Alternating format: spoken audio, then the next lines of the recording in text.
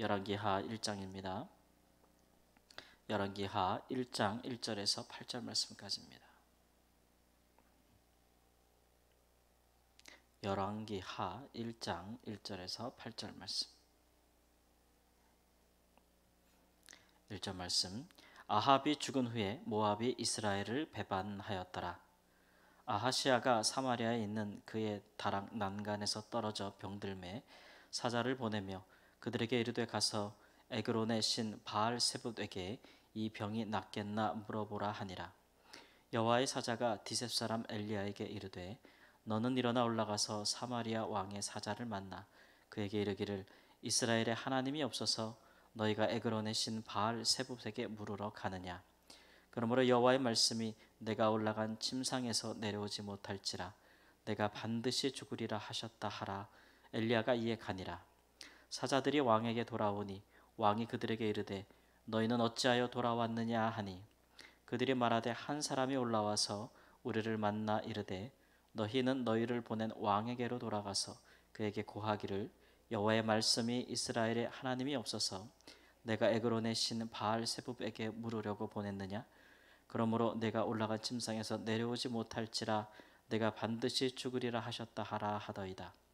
왕이 그들에게 이르되 올라와서 너희를 만난 이 말을 너희에게 한 그 사람은 어떤 사람이더냐. 그들이 그에게 대답하되 그는 털이 많은 사람인데 허리에 가죽띠를 띠었나이다 하니 왕이 이르되 그는 디셉 사람 엘리야로다. 아멘. 아합 왕이 죽은 후에 모압이 이스라엘을 배반하였다라고 했습니다. 본래 다윗이 왕이 되었을 때 그 주변국을 다 평정하지요. 그래서 다윗 때는 태평성대를 누렸는데 그것은 하나님께서 이제 어디를 가든지 다윗 왕을 이기게 하셨기 때문에 이제 더 이상 전쟁이 그쳤고 그 일로 인하여서 주변에 있는 이방 민족들로 인해서 이스라엘 백성들이 고통받을 일이 없었습니다.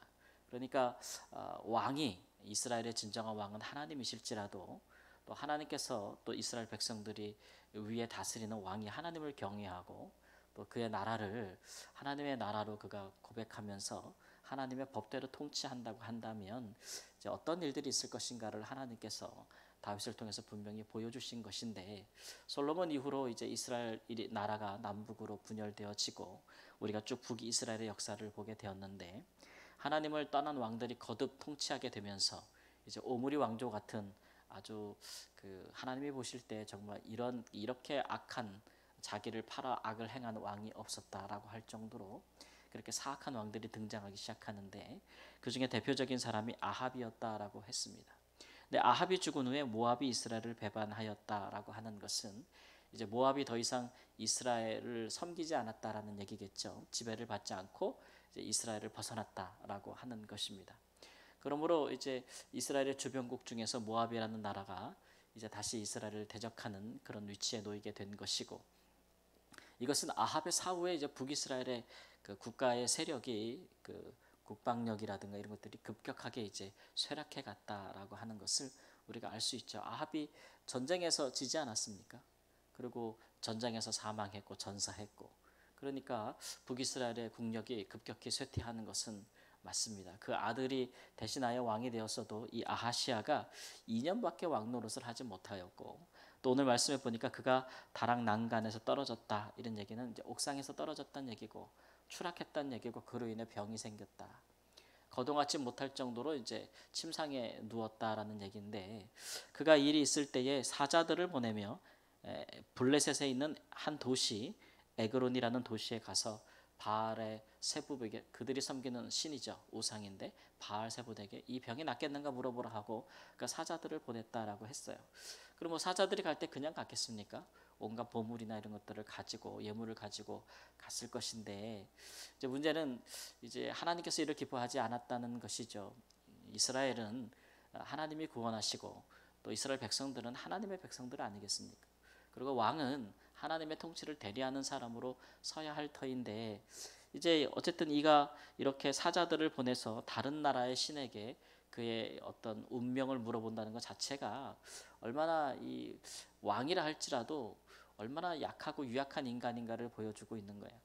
여러분 세상의 권력자들이 세상 모든 것을 다 가진 것 같고 통치자들이 모든 것들을 다 소유한 것 같은 그런 힘 있는 자의 모습을 보여주긴 하지만 그러나 개인적으로 본다면 참 유약한 인간에 불과하다라는 것들을 우리가 알 수가 있지요.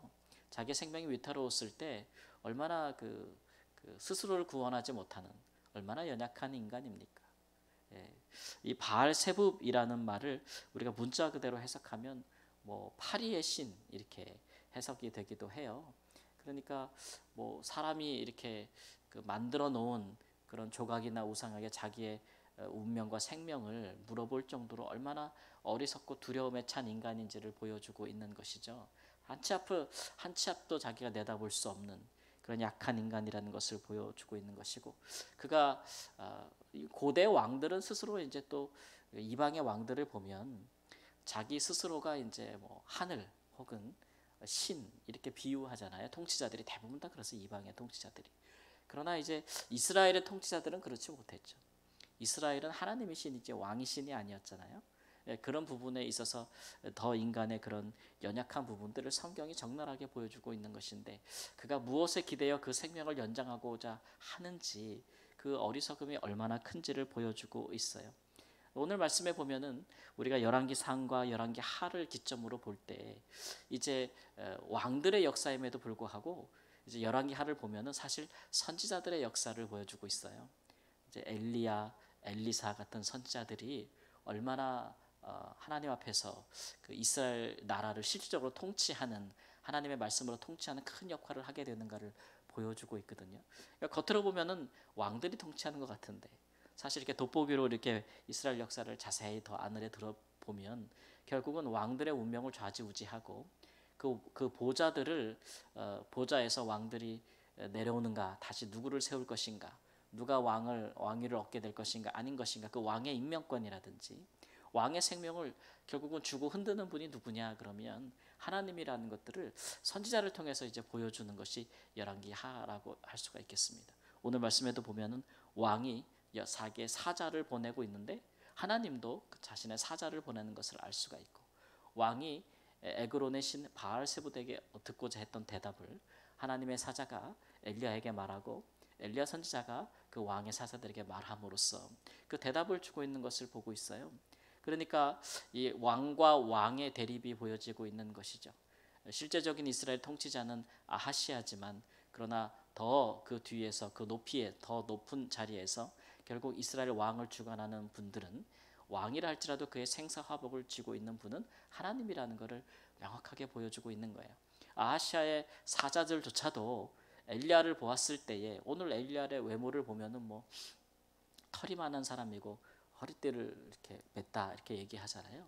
그러니까 뭐 털이 많든지 뭐 털옷을 입었든지, 권력자들은 왕궁에 있고 좋은 옷을 입잖아요. 근데 이제 하나님은 눈에 보이지 않지만 하나님의 사자 역할을 하는 선지자들은 외모로 보기에도 뭐 흠모할 만한 그런 무슨 비단 옷이나 고급스러운 것이나 이런 것들을 입지 않았을지라도 그들 가운데 느껴지고 있는 말씀의 권위가 있어서 이 왕의 사자들조차도 엘리야를 만난 이후에는, 여호와의 사자를 만난 이후에는 우리가 왕의 명령을 끝까지 준행할 필요가 없겠다라고 느낄 정도로 하나님의 권위가 얼마나 선지자들 통해서 이제 높아졌음을 알 수 있는 거예요. 실제로 그의 선왕인 아합이 선지자의 말대로 죽지 않았습니까? 그리고 엘리야 이후로 아합이 그토록 그 왕실에서 길러냈던 또는 왕실이 지원했던 바알과 아세라의 선지자들을 갈멜산에서부터 다 제거하기 시작했고, 그가 타국에 있는 바알의 신전에 사자를 보낼 정도면 이제 북이스라엘에서 이 바알의 선지자들이 점점 쇠락해가고 있음을 의미하고 있는 것이고, 그것은 아합 왕의 그 권자가 이제 약해짐으로써 그가 죽고 그의 왕조가 쇠퇴해가면서 그 일이 더 가속화되고 있다는 것을 보여주고 있는 거예요. 그러니까 하나님의 말씀이 득세하고 있는 것이죠. 결국 하나님은 하나님의 말씀대로 선지자들을 통해서 이스라엘을 여전히 통치하고 계시다라고 있는 것을 볼 수가 있습니다. 이런 일들을 통해서 우리는 이제 우리가 겪게 되는, 우리가 살아가고 있는 세상을 좀 이게 신앙의 돋보기로 좀 볼 필요가 있어요. 모든 일에 다 세상에 사람들이 혹은 어떤 위치에 있는 사람들이 또는 통치자들이 모든 것을 다 주관하는 것 같고, 그 모든 사람들이 다 좌지우지하고 있는 것 같죠. 세상의 모든 질서를 어떤 큰 강대한 나라의 왕이, 통치자가 지금도 다 이렇게 국제 질서를 주무르는 것 같고, 또 우리나라에도 보면 결국은 대통령이 모든 것을 임의대로 주관하는 것 같고 뭐 그런 생각이 들 수가 있는데, 근데 우리가 또 이제 그런 어떤 그런 단순한 시각을 떠나서 우리가 하나님의 말씀과 또 신앙의 눈으로 잘 우리의 현실과 세상에 돌아가는 것을 잘 관찰해 보면 열왕기 기자와 같은 시각을 가질 수 있다는 거, 이해. 그것은 뭐냐면 결국은 그 모든 것 뒤에서, 불완전한 인간의 통치자 뒤에서 사람의 행위를 보시고 그 역사를 주관하는 분은 하나님이시다 라는 것을 우리가 알게 되고, 결국은 하나님의 말씀대로, 공의로운 말씀대로 하나님이 세상을 이끌고 가는 것이 아닌가라는 것들을 볼 수 있는 그런 안목들이, 이해력들이 우리 믿음의 사람들에게 꼭 필요하다라는 것들을 오늘 열왕기서가 보여주고 있는 것이죠.